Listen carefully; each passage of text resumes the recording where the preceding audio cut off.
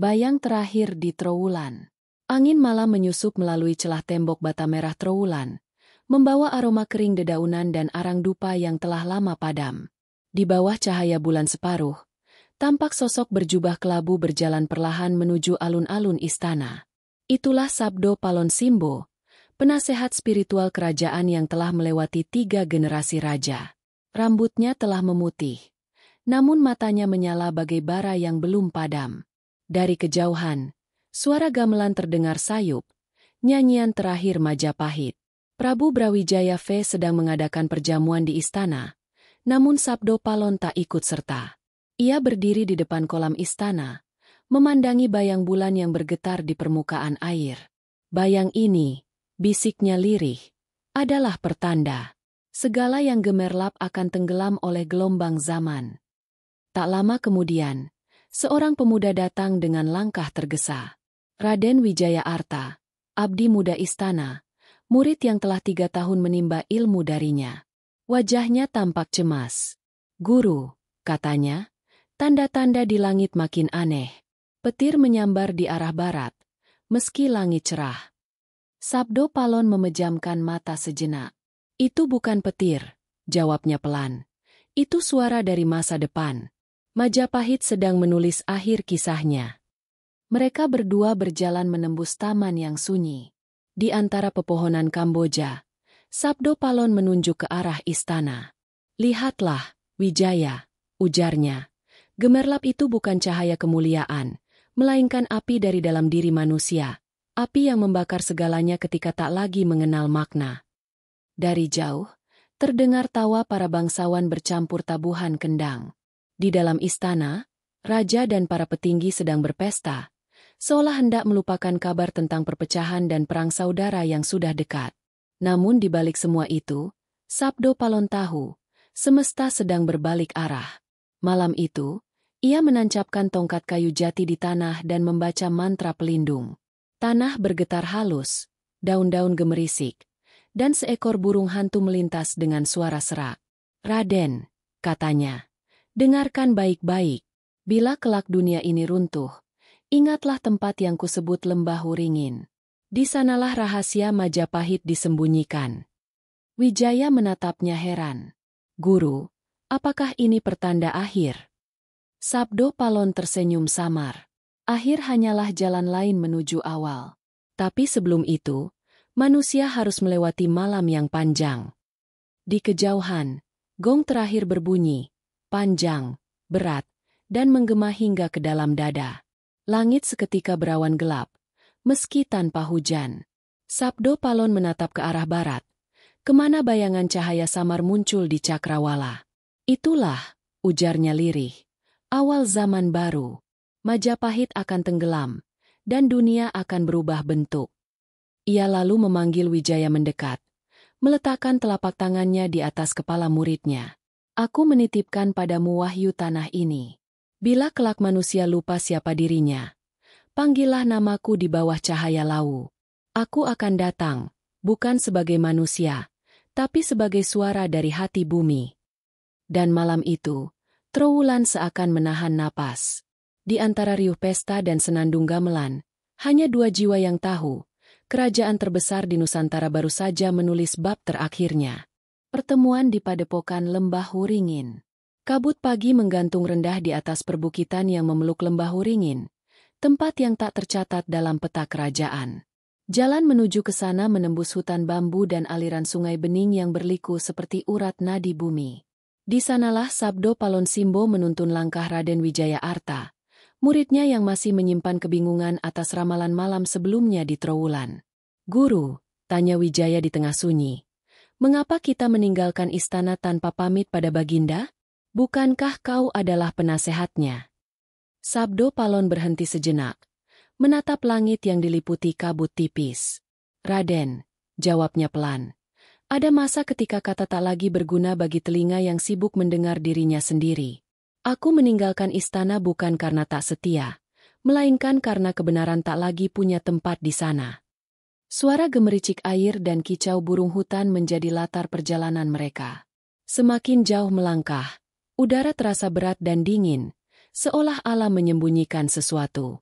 Setelah menempuh perjalanan 3 hari 3 malam, mereka tiba di sebuah tempat sunyi, padepokan kecil di kaki bukit yang ditumbuhi pohon beringin raksasa.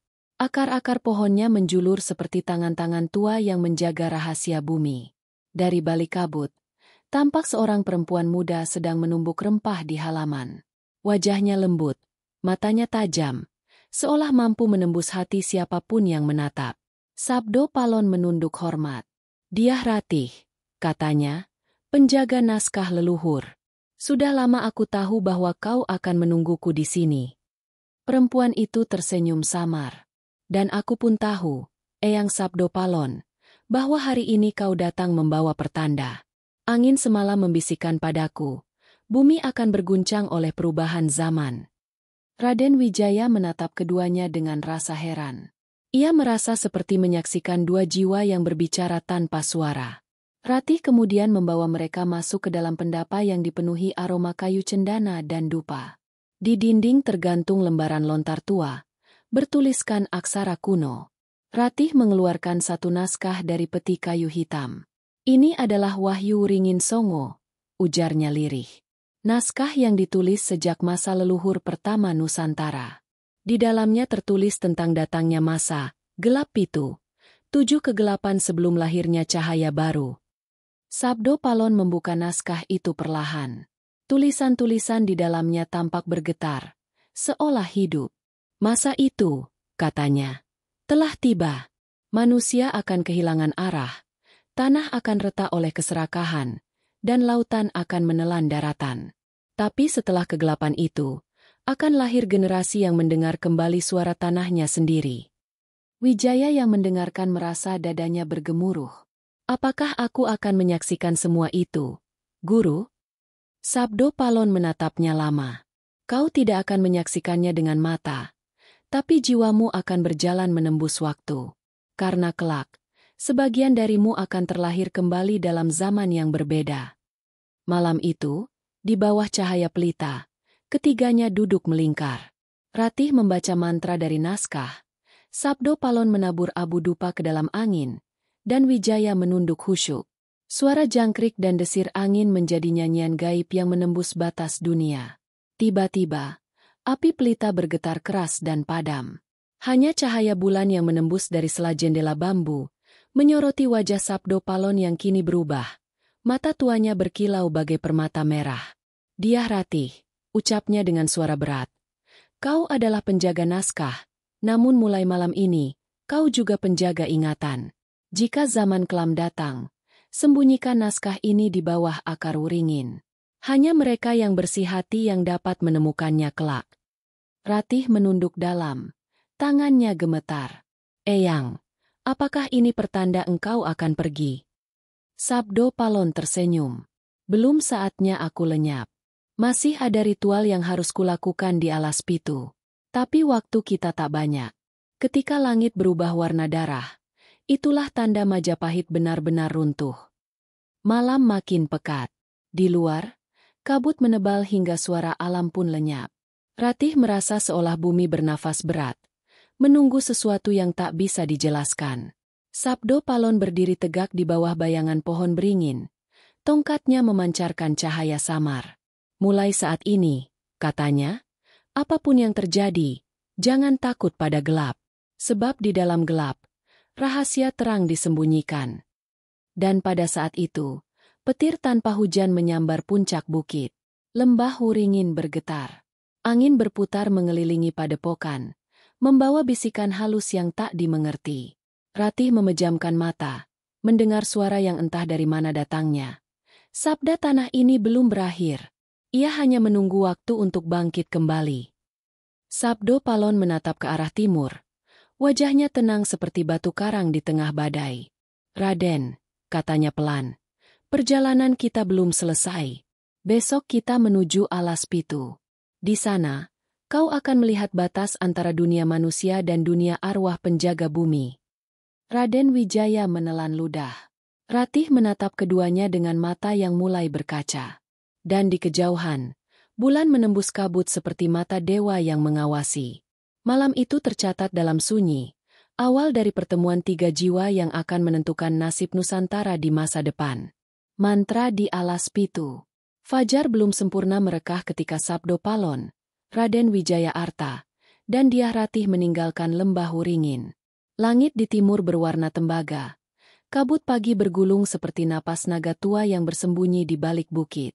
Mereka melangkah menuju tempat yang disebut alas pitu, hutan purba yang diyakini sebagai batas antara dunia manusia dan dunia para leluhur penjaga bumi. Konon, siapapun yang masuk alas pitu tanpa restu akan tersesat, bahkan lenyap ditelan kabut tanpa jejak. Namun Sabdo Palon berjalan tanpa ragu. Tongkat kayu jatinya bergetar setiap kali menyentuh tanah, seolah mengenali langkahnya sendiri. Di belakangnya, Wijaya membawa kendi berisi air suci dari lembah Wuringin, sedangkan Ratih memeluk naskah Wahyu Wuringin Songo di dadanya. "Guru," tanya Wijaya, "mengapa hutan ini disebut alas pitu?" Sabdo Palon menjawab tanpa menoleh.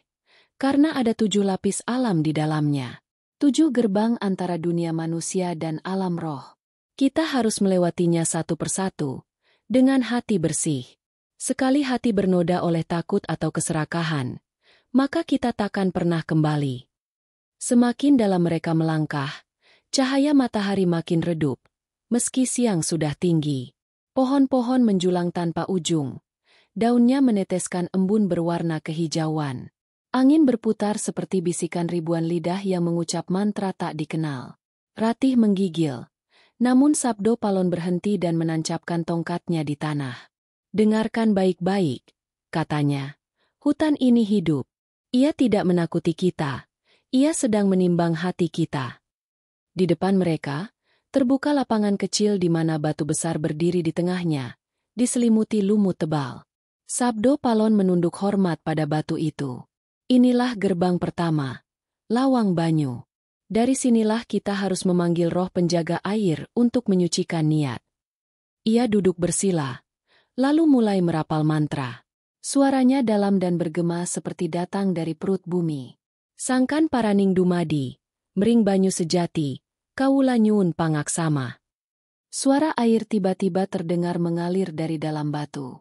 Dari celahnya muncul kabut biru yang berputar, membentuk sosok perempuan tua dengan wajah setengah tertutup lumut. Ia menatap Sabdo Palon dengan mata seperti air telaga. "Wahai penjaga Majapahit," suara itu bergetar, "mengapa kau bangunkan aku setelah ratusan tahun?" Sabdo Palon menunduk. "Karena bumi ini akan berubah. Aku datang bukan untuk menguasai, tapi memohon restu agar keseimbangan tidak musnah bersama keruntuhan manusia." Roh air itu terdiam, lalu menatap Ratih. "Kau membawa naskah leluhur. Ketahuilah, kata-kata di dalamnya adalah benih. Jika jatuh ke tangan yang salah, dunia akan terbakar." Ratih menunduk hormat. "Aku akan menjaganya hingga napas terakhirku." Sang roh tersenyum samar. "Kalau begitu, lanjutkan perjalananmu. Tapi ingat, di gerbang ketujuh, darah dan roh akan berpisah." Kabut biru lenyap, dan suara air pun padam. Mereka kembali melangkah. Lapisan kedua, ketiga, dan keempat mereka lalui dengan doa dan kesunyian. Namun ketika mereka tiba di gerbang kelima, lawang angin, hawa dingin mendadak berubah panas. Tanah bergetar, dan dari balik pohon muncul sosok tinggi hitam dengan mata menyala merah. Nafasnya seperti api, kulitnya seperti arang. Raden Wijaya hampir melangkah mundur, tapi Sabdo Palon menahan tangannya. "Jangan takut," katanya lirih. "Itu hanyalah perwujudan amarah dunia." Makhluk itu mengaum. Manusia telah melupakan janji kepada bumi. Mereka menebang pohon, menumpahkan darah, dan menyebutnya kemuliaan. Sabdo Palon menatap lurus. "Aku datang bukan membawa pedang, tapi doa. Aku mohon pada penjaga api agar reda, sebab kami bukan musuhmu." Makhluk itu berhenti mengaum. Perlahan tubuhnya mengecil menjadi bara kecil, lalu lenyap di tanah. Angin kembali berhembus lembut. Ratih menatap Sabdo Palon dengan kagum. "Guru, apa yang baru saja terjadi?"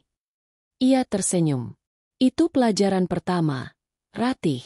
Alam tidak jahat, hanya memantulkan isi hati manusia. Jika hatimu damai, maka api pun tunduk." Setelah melewati 6 gerbang, mereka tiba di gerbang ke-7, Lawang Sukma. Di sini udara begitu hening hingga detak jantung sendiri terdengar nyaring. Batu-batu di sekitar mereka bergetar pelan. Sabdo Palon duduk di tengah lingkaran, menatap Wijaya dan Ratih. Kini, saatnya ritual terakhir, katanya. Dari sinilah kita akan memanggil roh penjaga bumi.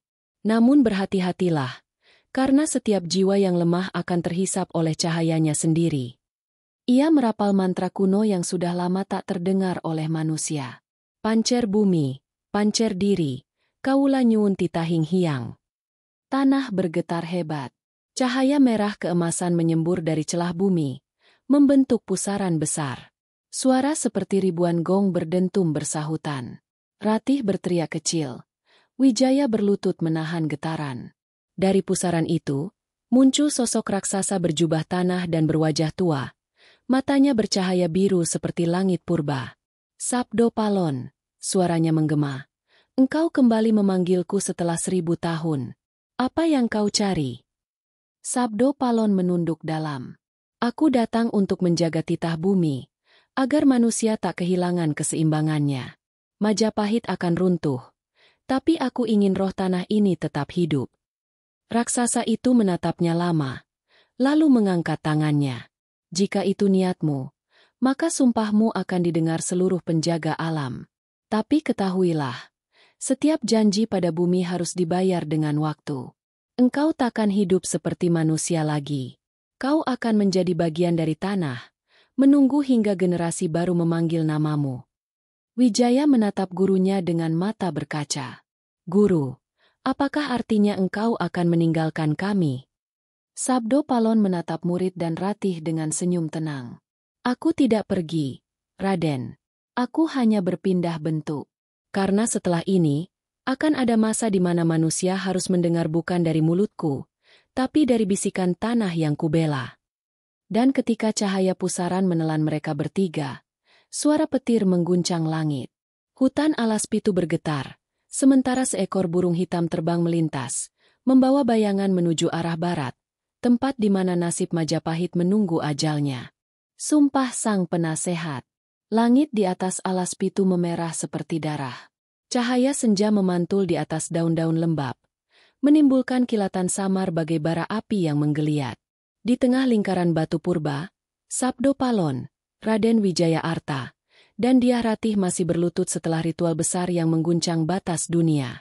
Bau tanah basah bercampur asap dupa memenuhi udara, menandakan bahwa perbatasan antara alam manusia dan roh baru saja terbuka. Sabdo Palon membuka matanya perlahan. Bola matanya kini tak lagi hitam, melainkan memantulkan cahaya keemasan, seperti menampung matahari terakhir yang tenggelam di cakrawala. Ritual telah diterima, katanya dengan suara berat dan tenang. Namun bumi meminta janji. Aku harus bersumpah di hadapan para penjaga alam. Dyah Ratih menatapnya cemas. Eyang, apakah itu berarti engkau akan menyerahkan hidupmu? Ia tersenyum lembut. Hidupku bukan milikku lagi, Ratih. Aku hanyalah titipan waktu. Sejak aku dilahirkan di bawah bayangan Gunung Lawu, aku tahu suatu hari harus kembali menjadi bagian dari tanah yang memberiku napas. Raden Wijaya menggenggam tongkat gurunya, menahan gemetar.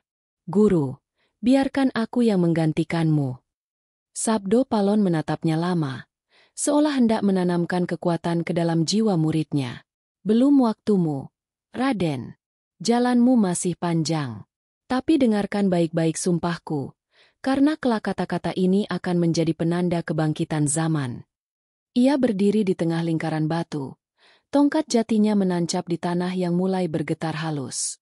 Dari kejauhan, suara gemuruh terdengar, seperti air bah yang datang dari langit. Ratih menutup mata. Wijaya menunduk hormat.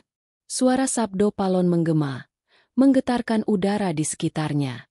Wahai bumi pertiwi, wahai leluhur Nusantara, aku, Sabdo Palon Simbo, hamba Majapahit, bersumpah atas nama cahaya dan kegelapan, bahwa ketika kebajikan hilang dan manusia lupa pada asalnya, aku akan kembali.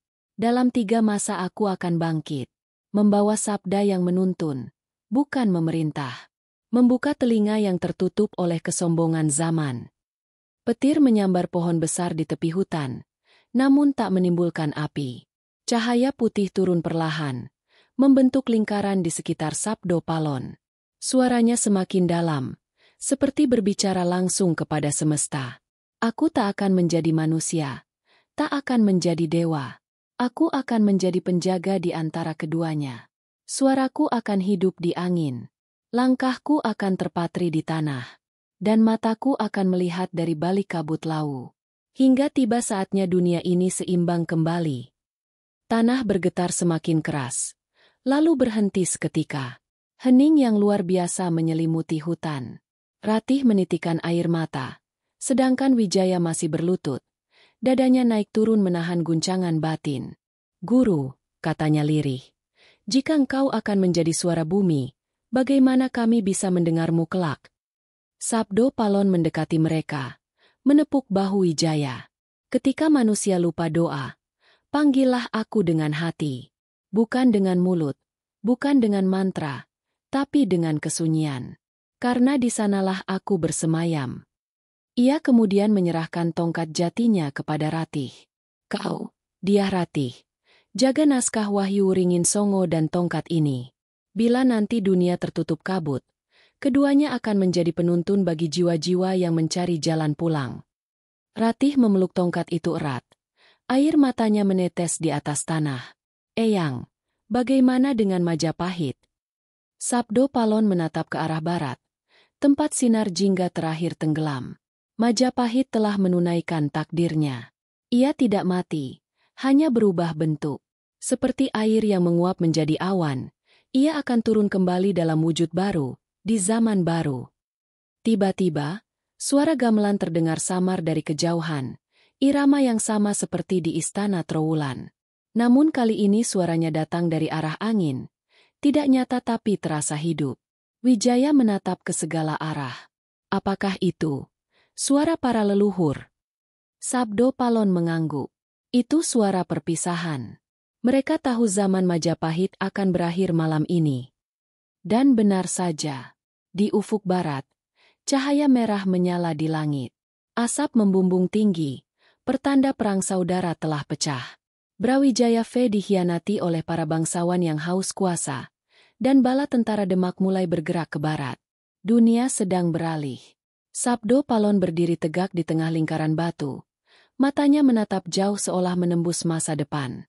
Aku tidak bisa menahan arus waktu, tapi aku bisa menjaga arus jiwa. Bila nanti manusia terpecah, tanah ini akan tetap menyatu melalui sabda. Ratih memohon, Eyang, jangan pergi malam ini. Ia tersenyum damai. Aku tidak pergi, Ratih. Aku hanya menutup mata jasmani agar dapat melihat dengan mata jiwa. Jangan tangisi perpisahan, karena di dalam waktu, tidak ada yang benar-benar hilang. Angin mendadak berputar. Dedaunan beterbangan. Kabut turun menutupi tubuh Sabdo Palon. Ia menengadah, lalu berkata dengan suara yang menggema di seluruh alas pitu. Ingatlah sabdaku, aku akan kembali saat dunia dipenuhi kabut dan manusia kehilangan arah. Saat itulah suara bumi akan berbicara lagi. Cahaya putih menelan tubuhnya perlahan. Ratih berteriak. Namun suaranya tertelan angin. Wijaya mencoba meraih tangan gurunya, tapi hanya menemukan udara. Dalam sekejap, Sabdo Palon lenyap, menyatu dengan tanah dan kabut, meninggalkan hanya bekas tapak kaki bercahaya yang perlahan memudar. Malam turun. Di antara dua jiwa yang tersisa, hanya kesunyian yang berbicara. Dia Ratih memeluk tongkat dan naskah dengan erat. Sementara Raden Wijaya menatap ke langit. Sumpah itu, katanya pelan, akan menjadi penanda zaman. Bila bumi memanggil, kita akan menjawab. Dan di kejauhan, Gunung Lawu bersinar samar di bawah cahaya bulan. Dari puncaknya terdengar suara lembut, seolah bisikan Sabdo Palon sendiri. Sabda tidak pernah mati. Ia hanya menunggu hati yang bersih untuk mendengarnya kembali. Senja di Gunung Lawu. Langit barat berwarna tembaga. Di kejauhan, puncak Gunung Lawu berdiri anggun, diselimuti kabut lembut yang berkilau diterpa sinar matahari senja. Gunung itu bagaikan penonton abadi bagi sejarah manusia, menyaksikan kebesaran dan keruntuhan, tanpa pernah ikut campur, hanya diam, namun menyimpan segalanya di dalam rahimnya yang purba. Setelah kepergian Sabdo Palon, dua sosok yang ditinggalkan, Raden Wijaya Arta dan Dyah Ratih, menempuh perjalanan menuju kaki Lawu. Mereka membawa tongkat warisan dan naskah Wahyu Wringin Songo, seperti pesan terakhir sang guru. Di setiap langkah, keduanya merasakan hawa yang kian berat, seolah udara mengandung bisikan dari dunia tak terlihat. Sudah 3 hari 3 malam mereka berjalan. Siang terasa panjang, malam terasa beku. Di setiap lereng, angin berhembus dengan suara samar, memanggil nama-nama dari masa lalu. Kadang terdengar tawa halus, kadang tangis yang tertelan kabut. Namun Ratih tahu, itu bukan manusia. Itu roh-roh penjaga bumi yang sedang berduka atas sumpah Sabdo Palon. Di kaki gunung, mereka bertemu dengan seorang pendeta tua yang tinggal di gubuk bambu di tepi sungai kecil. Tubuhnya kurus, namun matanya tajam seperti elang. "Kalian datang dengan beban yang berat," katanya tanpa ditanya. "Aku sudah menunggu." Raden Wijaya menunduk hormat. "Siapakah bapak ini?" Pendeta itu tersenyum. "Aku hanya penjaga jalur Lawu. Namaku Ki Kencana Bumi. Aku tahu siapa yang kalian cari, dan siapa yang telah pergi." Ratih memegang naskah di dadanya. "Eyang Sabdo Palon telah menghilang di alas pitu. Kami datang untuk mencari tempat persembunyian Wahyu yang harus dijaga." Ki Kencana Bumi menatap tajam naskah di tangan Ratih. "Ah, Wahyu Wringin Songo. Naskah yang bahkan para dewa pun tak berani membaca tanpa izin bumi. Kalian benar, tempat itu ada. Tapi Lawu tidak bisa dimasuki tanpa pengorbanan." Raden Wijaya menatap penuh tekad. "Apapun yang diminta gunung ini, aku akan berikan." Ki Kencana menggeleng. "Bukan darah yang diminta, tapi kejujuran hatimu. Gunung ini bukan medan perang, melainkan cermin jiwa. Siapapun yang menyimpan niat tersembunyi akan hilang di kabutnya selamanya." Menjelang malam, mereka bertiga mendaki perlahan. Bulan sabit menggantung pucat di langit, memantulkan cahaya di jalur bebatuan. Di tengah perjalanan, Ratih terdiam. Ia mendengar suara samar memanggil namanya dari balik kabut. "Ratih." Suara itu lembut, dalam, dan akrab. Ia berhenti seketika. "Eyang," serunya pelan. Raden Wijaya menoleh cepat. "Ratih, jangan." Tapi Ratih sudah melangkah ke arah suara itu. Ia menemukan dirinya di sebuah celah batu. Di sana, kabut menebal dan membentuk siluet seorang lelaki berjubah kelabu, Sabdo Palon. Wajahnya damai, namun matanya tak lagi manusia. "Dyah Ratih," katanya, "aku telah menjadi bagian dari bumi. Tapi sebelum benar-benar lenyap, aku datang untuk menitipkan pesan." Ratih menunduk. Air matanya menetes. "Eyang, dunia ini berubah. Api perang sudah sampai ke Trowulan." "Aku tahu," jawabnya lembut. "Karena setiap darah yang tumpah di tanah itu bergetar sampai ke dalam tubuhku. Tapi jangan takut. Dari kehancuran itu, akan tumbuh pohon kehidupan baru. Itulah takdir bumi." Ratih hendak mendekat, namun sosok itu perlahan memudar. "Jangan menangis, anakku. Yang lenyap hanyalah ragaku. Sabda tidak bisa mati. Ia hanya bersembunyi di dalam waktu." Lalu kabut menelan semuanya. Ketika Ratih tersadar, ia telah berada kembali di jalan pendakian. Raden Wijaya mengguncang bahunya. "Apa yang terjadi? Kau hilang begitu saja." Ratih hanya menatap kosong. "Aku melihat beliau, guru kita. Ia sudah menjadi bagian dari Lawu." Ki Kencana Bumi tersenyum samar. "Maka benar sudah. Lawu kini menjadi singgasana batin Sabdo Palon. Siapapun yang datang dengan niat suci akan mendengar sabdanya bergaung di dalam kabut." Mereka terus mendaki hingga mencapai sebuah dataran tinggi, tempat 7 batu besar tersusun membentuk lingkaran. Di tengahnya, sebuah kolam kecil memantulkan cahaya bulan. "Inilah tempatnya," kata Ki Kencana. "Letakkan naskah itu di tengah batu, dan dunia akan menjaganya. Ratih membuka bungkusan kain, lalu menaruh Wahyu Wringin Songo di atas batu. Angin berhenti, udara mendadak pekat, dan kolam di tengah lingkaran beriak meski tak ada angin. Suara dari dalam bumi terdengar, dalam dan bergema seperti detak jantung planet. Sabdo telah berakar. Naskah telah kembali. Penjaga baru telah ditahbiskan. Ratih dan Wijaya menunduk bersamaan.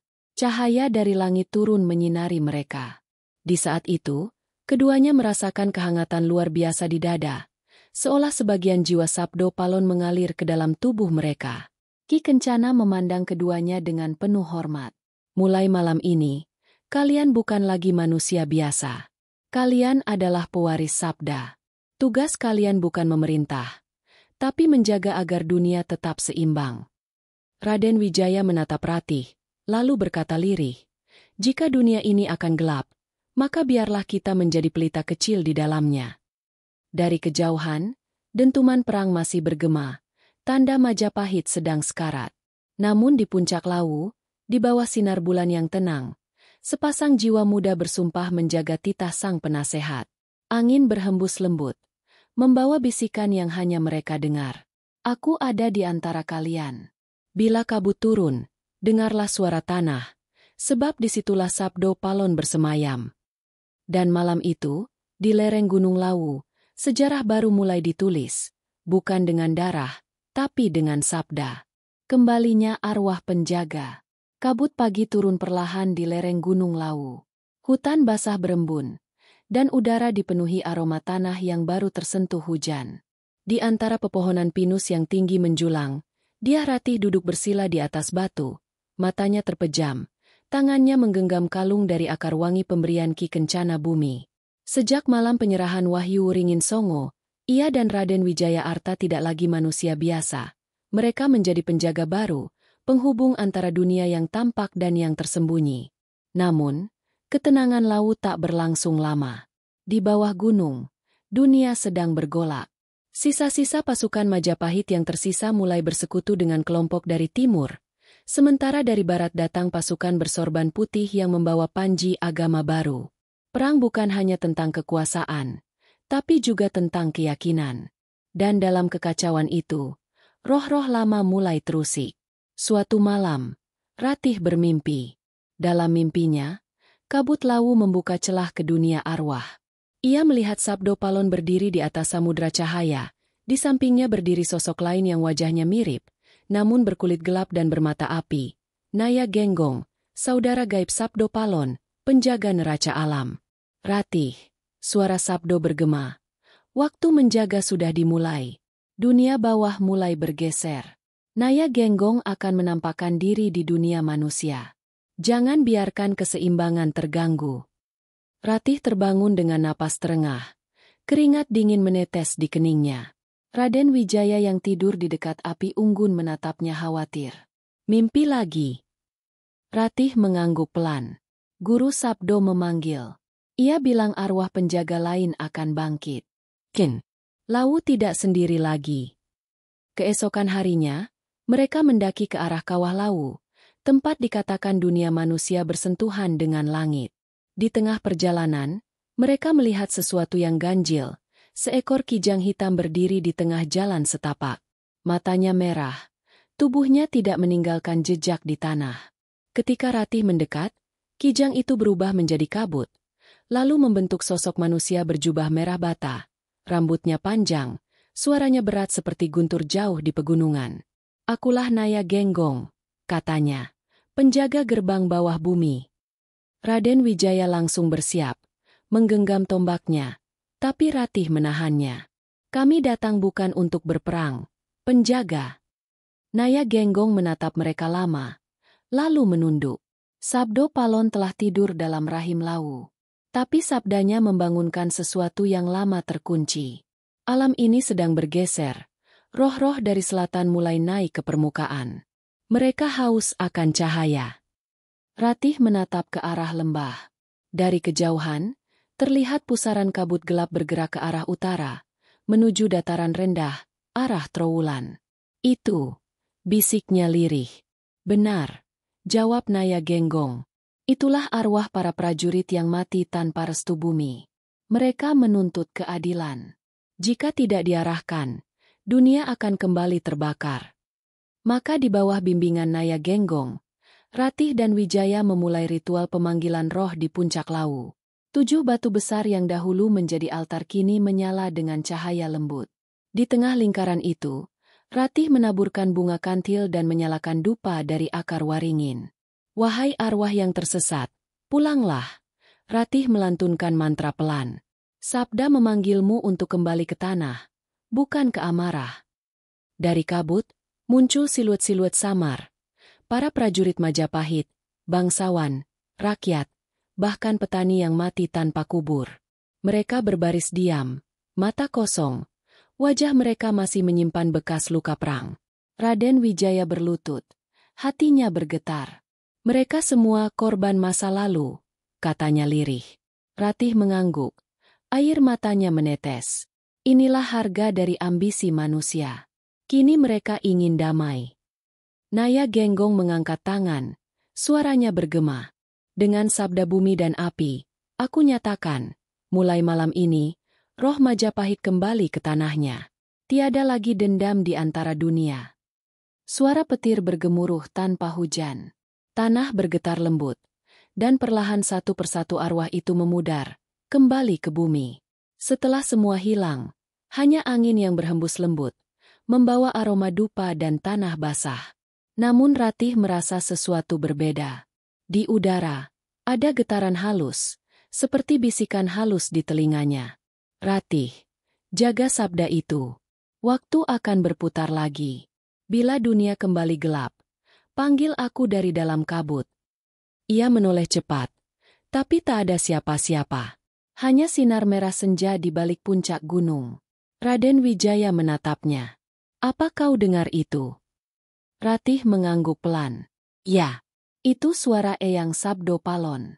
Ia belum pergi sepenuhnya. Ia masih menjaga. Naya Genggong menatap keduanya dengan mata api yang mulai redup. Tugas kalian belum selesai.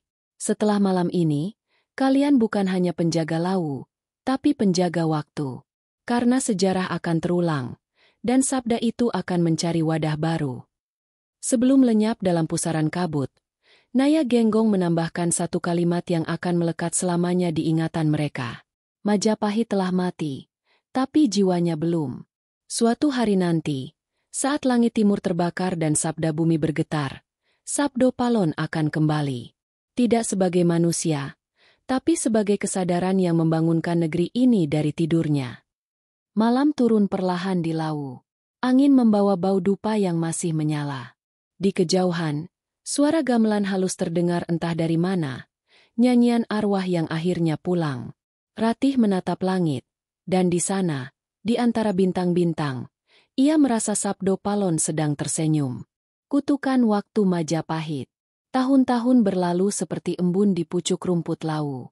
Raden Wijaya Arta dan Dyah Ratih kini tinggal di lereng timur gunung, membangun padepokan kecil bernama Watu Kencana, tempat para peziarah mencari makna di balik sepi. Mereka jarang turun gunung. Dunia di bawah sana berubah cepat.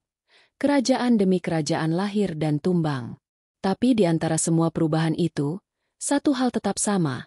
Bayang-bayang Majapahit yang belum benar-benar mati. Suatu malam, saat bulan purnama menggantung tinggi di langit, Ratih tengah bermeditasi di pelataran batu tempat mereka dulu menaruh wahyu Uringin Songo. Angin bertiup dingin, membawa suara gamelan samar dari arah barat.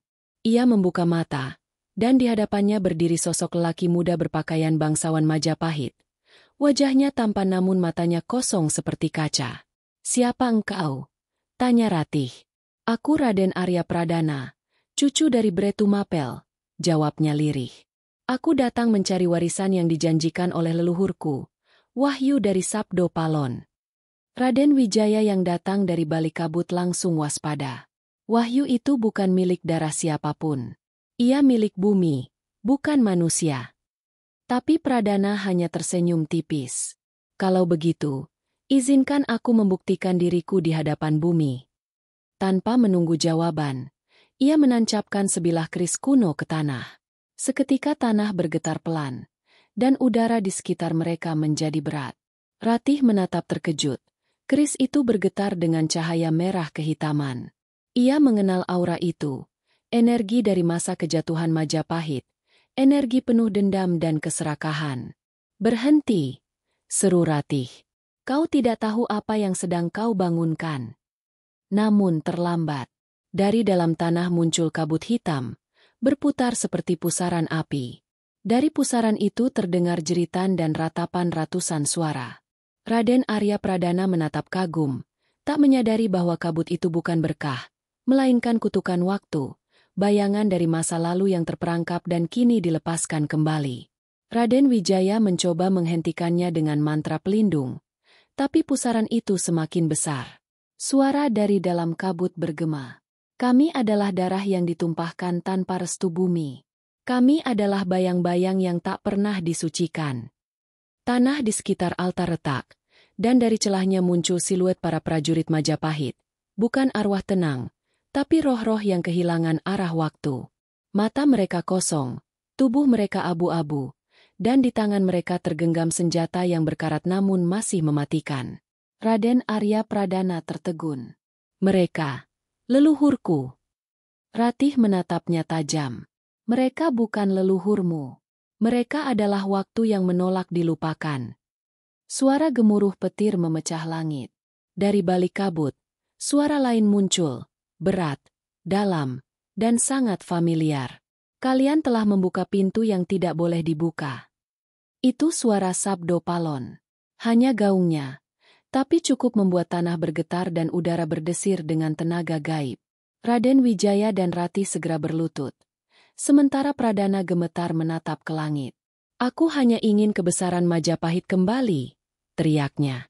Dan Sabdo Palon menjawab dari balik kabut. "Kebesaran bukan diulang, tapi dijaga. Kau memanggil masa lalu yang telah dikubur oleh waktu. Sekarang, waktu akan menelanmu."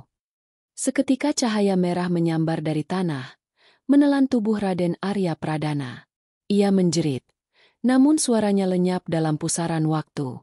Saat kabut memudar, yang tersisa hanyalah keris yang tertancap di batu, bergetar pelan seperti jantung yang masih berdetak. Ratih memandang ke arah keris itu. "Kutukan waktu," bisiknya. "Setiap kali manusia mencoba menghidupkan masa lalu, waktu akan memakan mereka." Raden Wijaya menatap langit muram. Tapi selama wahyu masih ada di bumi, godaan itu takkan berhenti. Mereka berdua menanam keris itu di bawah altar, lalu menutupnya dengan 7 batu kecil. Setelah itu, Ratih menorehkan mantra penutup di tanah. "Sabda bumi, tutup segala jalan menuju masa lalu. Biarlah sejarah menjadi akar, bukan racun." Beberapa hari kemudian, kabar aneh menyebar di lereng Lawu. Penduduk desa bawah mengatakan, setiap malam purnama, terlihat bayangan seorang lelaki muda berpakaian kerajaan berjalan di antara kabut, menatap ke arah puncak gunung.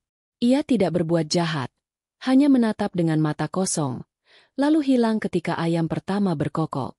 Mereka menyebutnya bayangan Pradana, pertanda bagi siapapun yang masih ingin membangkitkan kebesaran masa lalu untuk kepentingan dirinya sendiri. Sejak saat itu, Padepokan Watu Kencana menjadi tempat ziarah yang dihormati sekaligus ditakuti. Ratih dan Raden Wijaya menjaga altar itu siang dan malam. Mereka tahu, kutukan waktu itu tidak bisa dihapus, hanya bisa ditenangkan. Dan selama masih ada manusia yang rakus akan kejayaan masa lalu, kutukan itu akan selalu menemukan jalan untuk kembali. Malam terakhir bulan purnama tahun itu, Ratih duduk di depan altar, membakar dupa. Di antara asap dupa, ia kembali mendengar suara lembut Sabdo Palon. "Anakku, tugasmu belum berakhir. Waktu adalah lingkaran. Bila manusia lupa, lingkaran itu akan berulang. Jagalah sabda, agar bumi tidak kembali menangis." Ratih menatap ke arah timur, di mana fajar mulai menyala. Dalam hatinya, ia tahu, Majapahit mungkin telah hilang dari dunia manusia, tapi jiwanya hidup di setiap jiwa yang mencari kebijaksanaan. Dan selama masih ada penjaga seperti mereka, sabda itu tidak akan pernah benar-benar lenyap. Di balik sinar mentari pertama, kabut Lawu perlahan memudar, Tapi gema sabda itu tetap tinggal, mengalun di antara pepohonan, di antara batu-batu tua, di antara napas bumi. Sebuah peringatan yang abadi. Jangan bangunkan masa lalu yang sudah tidur, sebab waktu akan selalu menagih balas. Pewarisan sabda di tanah Mataram. Puluhan tahun berlalu sejak malam ketika kutukan waktu menelan Raden Arya Pradana. Waktu telah mengubah segalanya. Padepokan Watu Kencana di lereng Lawu kini sunyi, ditinggalkan angin dan kenangan. Dyah Ratih dan Raden Wijaya Arta telah menua. Rambut mereka memutih, namun sorot mata keduanya masih menyimpan sinar yang sama, sinar para penjaga sabda. Suatu pagi, ketika kabut masih menempel di pucuk-pucuk pinus, datanglah seorang pemuda dari selatan. Tubuhnya kurus namun tegap, kulitnya legam terbakar matahari. Sorot matanya tenang namun dalam. Ia memperkenalkan diri dengan membungkuk hormat. Namaku Jaka Wening, dari tanah Mataram. Aku mencari petunjuk tentang suara yang memanggilku dari arah Lawu setiap malam. Ratih menatapnya lekat, merasakan getaran halus dalam kata-katanya. Suara yang memanggilmu. Ya, jawab Jaka Wening. Suara itu berkata, datanglah ke timur. Tempat sabda bumi menunggu pewarisnya. Aku kira itu hanya mimpi, tapi semakin lama, suaranya makin nyata. Raden Wijaya bertukar pandang dengan Ratih. Mereka tahu, panggilan seperti itu tidak datang pada sembarang manusia. Ia adalah tanda bahwa Sabdo Palon mulai mencari wadah baru. Hari itu juga, mereka membawa Jaka Wening ke altar batu di tengah hutan. 7 batu besar masih berdiri melingkar, ditumbuhi lumut dan tanaman liar, tapi aura tempat itu tetap sama, sakral dan penuh tenaga. Duduklah di tengah lingkaran, ujar Ratih lembut. Jika memang kau yang dipanggil, bumi akan menjawab. Jaka Wening menuruti. Ia duduk bersila, menutup mata, membiarkan hawa dingin Lawu meresap ke kulitnya. Ratih mulai melantunkan mantra kuno, sementara Raden Wijaya menaburkan abu dupa ke udara. Perlahan, angin berhenti bertiup. Suara burung lenyap. Hening total. Lalu, dari dalam tanah, terdengar getaran halus seperti detak jantung. Batu-batu di sekeliling mereka bergetar lembut, dan cahaya kekuningan mulai memancar dari retakan tanah di bawah Jaka Wening. Ratih berbisik. Ia diterima. Dari cahaya itu muncul suara dalam dan tenang. Suara yang sudah lama mereka rindukan. Sabda telah menunggu. Waktu berputar, penjaga berganti, namun keseimbangan harus dijaga. Raden Wijaya meneteskan air mata. Eyang, Sabdo Palon. Jangan bersedih, cucuku. Suara itu menjawab. Tubuhku telah menjadi tanah, tapi sabdaku tidak akan mati. Kini, aku memilih wadah baru. Jaka Wening membuka matanya perlahan. Matanya kini bercahaya lembut keemasan. Ia tidak terlihat terkejut, hanya tenang, seolah telah menunggu momen itu seumur hidupnya. Apakah ini sabda itu? Ratih mengangguk. Ya, mulai saat ini, kau bukan lagi hanya manusia. Kau adalah sang pewaris sabda. Beberapa hari kemudian, Jaka Wening tinggal bersama mereka di Padepokan Watu Kencana. Ia belajar tentang keseimbangan antara alam dan manusia, tentang cara mendengar suara tanah dan memahami pesan dari air hujan. Dalam setiap pelajaran, Sabdo Palon berbicara melalui pikirannya, menuntunnya dengan bisikan yang hanya bisa didengar oleh hati yang bersih. Namun dunia luar terus berubah. Dari tanah Mataram yang jauh, kekuatan baru mulai tumbuh. Raja muda yang memimpin kerajaan itu haus akan kekuasaan, dan ia ingin menguasai seluruh tanah Jawa. Ia mendengar kabar tentang sabda suci di lereng Lawu yang konon bisa memberi pengaruh besar kepada siapapun yang memilikinya. Maka ia mengutus prajurit rahasia untuk mencari dan membawa naskah itu ke istana. Suatu malam, suara langkah kaki menggetarkan tanah Padepokan. Raden Wijaya segera keluar, tombak di tangan, sementara Ratih berdiri di belakangnya membawa dupa pelindung. Dari kegelapan, muncul belasan prajurit bersenjata. Kami utusan dari Mataram, kata pemimpinnya. Kami datang menjemput sabda yang dijaga di sini. Ratih menjawab tegas. Sabda tidak bisa dijemput. Ia memilih sendiri siapa yang pantas. Kalau begitu, kata prajurit itu dingin, kami akan mengambilnya dengan paksa. Pertempuran singkat terjadi. Suara senjata beradu menggema di antara pepohonan. Raden Wijaya yang sudah renta tetap berjuang dengan gagah, tapi jumlah lawan terlalu banyak. Ketika situasi hampir jatuh ke tangan prajurit, tiba-tiba angin besar berhembus dari arah altar. Kabut turun, menelan segalanya. Dari dalam kabut itu, suara berat bergema. Berhenti, kalian telah melangkah terlalu jauh. Prajurit-prajurit itu terhenti. Tanah di bawah kaki mereka bergetar, dan kabut membentuk wajah raksasa dari cahaya. Itu wajah Sabdo Palon. Kalian mencari kekuasaan, bukan keseimbangan. Maka kembalilah ke tempat kalian, sebelum bumi menutup jalan kalian selamanya. Prajurit-prajurit itu berteriak ketakutan, melempar senjata dan melarikan diri menuruni gunung. Hanya pemimpinnya yang masih berdiri, tubuh gemetar, lalu berlutut. Ampuni aku, sang penjaga, aku hanya menjalankan perintah. Kembalilah, jawab Sabdo Palon lembut, dan katakan pada rajamu, sabda bukan alat untuk memerintah, tapi untuk menuntun. Kabut menghilang perlahan. Raden Wijaya jatuh terduduk, tubuhnya lemah, dan Ratih segera memeluknya. Ia tersenyum samar. Tugas kita hampir selesai, katanya lirih. Ratih menggenggam tangannya erat. Kau sudah menjaga dunia dengan seluruh hidupmu. Raden Wijaya menatap Jaka Wening. Sekarang giliranmu menjaga. Malam itu, Raden Wijaya menghembuskan napas terakhirnya di bawah sinar bulan, diiringi suara gamelan lembut dari kejauhan, irama perpisahan antara manusia dan waktu. Keesokan harinya, Jaka Wening menatap ke puncak Lawu dengan tekad baru. Ia tahu, perjalanan sebagai pewaris sabda baru saja dimulai. Dan di hatinya, gema suara Sabdo Palon terus berbisik.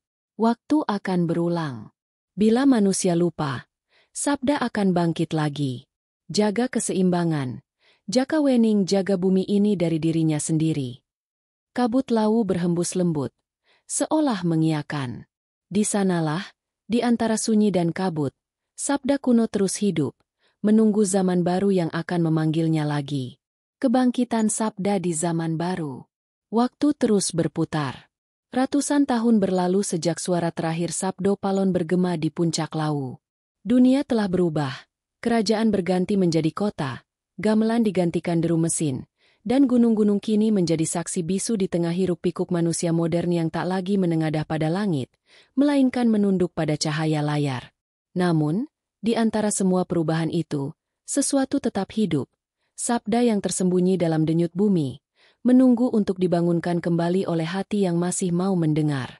Di lereng Lawu bagian timur, tempat padepokan Watu Kencana dulu berdiri, kini hanya tersisa reruntuhan batu yang ditutupi lumut dan akar beringin tua.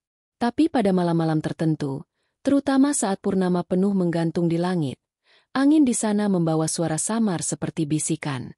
Jagalah keseimbangan. Anak manusia, bumi mulai gelisah. Suara itu pertama kali terdengar oleh seorang pemuda desa bernama Aruna, mahasiswa sejarah yang sedang meneliti peninggalan Majapahit. Ia datang ke Lawu bukan karena keyakinan, tapi karena rasa ingin tahu. Namun sejak pertama kali menginjakan kaki di area runtuhan itu, ia merasakan sesuatu yang aneh. Udara bergetar, dan tanah seolah bernafas. Malam itu, Aruna berkemah sendirian di bawah pohon beringin. Saat angin berhenti bertiup, api unggun di depannya berkeredap sendiri. Lalu dari balik kabut, muncul siluet seorang wanita tua berambut panjang, mengenakan selendang abu-abu. Wajahnya tenang, tapi matanya memantulkan cahaya bulan.